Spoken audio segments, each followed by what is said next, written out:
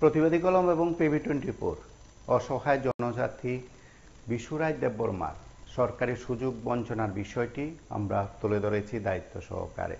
আমরা মনে করছি যে প্রশাসনের কাছে বিষয়গুলো পৌঁছানো দরকার। সেদিক থেকে ক্ষতিপূরণের আশায় বিশুরায় দেববর্মা বারবার ঘুরছেন। প্রশাসনের কর্তারা, আধিকারিকরা কোনো এক অজ্ঞাত কারণে তার বিষয়টাকে যেন বিলম্বিত করছেন।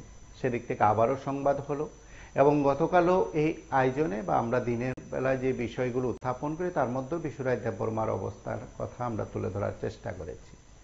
সেই PV24 সংবাদ দেখে প্রতিবাদী কলমে প্রকাশিত সংবাদের প্রেক্ষিতে সিপাহীজলা জেলা শাসক তার প্রতিক্রিয়া ব্যক্ত করেছেন তা নয়, সঙ্গে সঙ্গে তিনি বিষয়টি হস্তক্ষেপ করেছেন এবং এই সময়ের মধ্যে বিশুরায় দেববর্মা সরকারি সুযোগ পাওয়ার, ক্ষতিপূরণ পাওয়ার বিষয়টি প্রশাসনিক তৎপরতায় কতটা এগিয়ে নিয়ে গেছেন জেলা শাসক আমরা একবার শুনবো।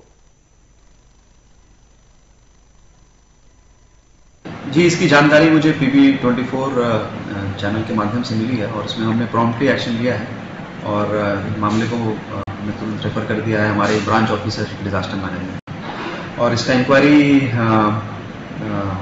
1-2 दिनों में हो जाएगा और जो भी SDRF नॉर्म्स के अनुसार जो भी एलिजिबल होगा हम उसको 1 हफ्ते के अंदर उसको डिलीवर करेंगे। Thank you sir.